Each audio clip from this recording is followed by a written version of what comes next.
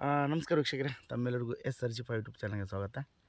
ಇವತ್ತು ನಾವು ಮಾತಾಡೋ ವಿಷಯ ಏನಪ್ಪ ಅಂತಂದ್ರೆ ಟ್ರೇಡ್ ಡೀಲ್ ಬಗ್ಗೆ, ಅಮೇರಿಕಾ ಮತ್ತು ಇಂಡಿಯಾದ ಒಂದು ಟ್ರೇಡ್ ಡೀಲ್ ಬಗ್ಗೆ.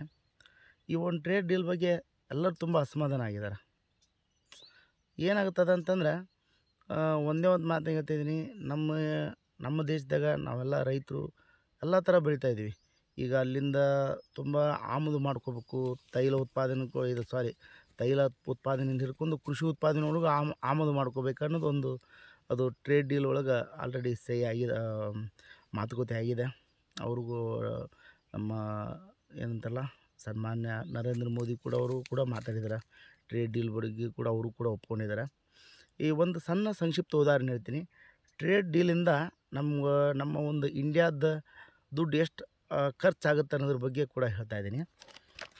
ನಾವು ಪ್ರತಿ ಸಾರಿ ನಮ್ಮ ಒಂದು ಏನಂತಾರಲ್ಲ ಸ್ನೇಹ ರಾಷ್ಟ್ರವಾದ ರಷ್ಯಾದಿಂದ ನಾವು ಪ್ರತಿದಿನ ಎಷ್ಟಪ್ಪ ಅಂತಂದ್ರೆ 15 ಲಕ್ಷ ಬ್ಯಾರೆಲ್ ಕಚ್ಚಾ ತೈಲವನ್ನು ಕೊಂಡ್ಕೊಳ್ತಿದ್ವಿ. ಒಂದು ತೈಲಕ್ಕೆ ಒಂದು ಬ್ಯಾರೆಲ್ ಬೆಲೆ ಒಂದು ದಿನದ ಖರ್ಚು ಎಷ್ಟಾಗುತ್ತಪ್ಪ ಅಂತಂದ್ರೆ $50 ಕೊಡಬೇಕಿತ್ತು. ಒಂದು ಬ್ಯಾರೆಲಿಗೆ $50 ಕೊಡಬೇಕಿತ್ತು.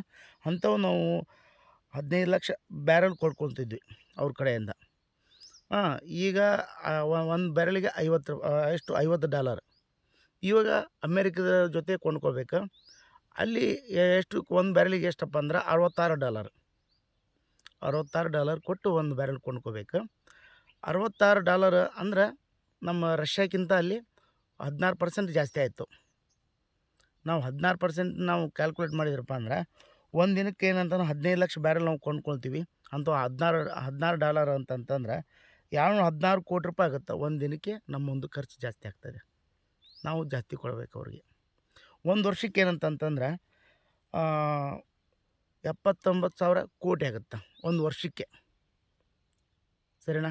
ಇಷ್ಟೆಲ್ಲ ನಾವು ನಮ್ಮ ಒಂದು ಈ ಒಂದು US ಮತ್ತು ಇಂಡಿಯಾ ಟ್ರೇಡ್ ಡೀಲಿಂದ ಇಷ್ಟೆಲ್ಲ ಲಾಸ್ ಆಗ್ತಾಯಿದೆ. ಇದು ಯಾರು ಕೂಡ ಇದ್ರ ಬಗ್ಗೆ ಮೀಡಿಯಾದವರಾಯಿತು, ದೊಡ್ಡ ದೊಡ್ಡ ಮೀಡಿಯಾದವ್ರು ಯಾರು ಕೂಡ ಇದ್ರ ಬಗ್ಗೆ ಧ್ವನಿ ಎತ್ತಾ ಇಲ್ಲ. ಯಾಕೆ ಎತ್ತಾ ಇಲ್ಲೋ ಏನೋ ಅವ್ರು ಬಿಟ್ಟು ವಿಚಾರ. ಇದು ಆದಷ್ಟು ಎಲ್ಲ ಜನರಿಗೆ ಶೇರ್ ಮಾಡಿ. ಒಂದು ಏನಪ್ಪ ಅಂತಂದ್ರೆ ಜನರ ಹತ್ರ ಒಂದು ತಿಳುವಳಿಕೆ ಮೂಡುತ್ತೆ. ನಾವು ಅವರ ಅಮೇರಿಕದ ಹತ್ರ ಯಾಕೆ ತೊಗೋಬೇಕು ಅನ್ನೋದು ಒಂದು ತಿಳುವಳಿಕೆ ಮೂಡುತ್ತೆ. ನಮ್ಮ ಇಷ್ಟು ದಿನ ರಷ್ಯಾದಿಂದ ತೈಲ ಖರೀದಿ ಮಾಡ್ತಿದ್ವಲ್ಲ, ಅಲ್ಲಿ ಒಂದು ಬ್ಯಾರೆಲ್ಗೆ ಒಂದು ಬ್ಯಾರೆಲಿಗೆ $16 ಉಳಿತಿತ್ತು. ಅಲ್ಲಿ ಜಾಸ್ತಿ ಆಗ್ತಾಯಿದೆ. ಇದರಿಂದ ನಮ್ಮ ಒಂದು ಆರ್ಥಿಕ ಹೊಡೆತ ಬೀಳ್ತೈತಿ ನಮ್ಮ ಇಂಡಿಯಾಕ್ಕೆ, ನಮಗೆ, ಎಲ್ಲರಿಗೆ, ಪ್ರತಿಯೊಬ್ಬರಿಗೂ.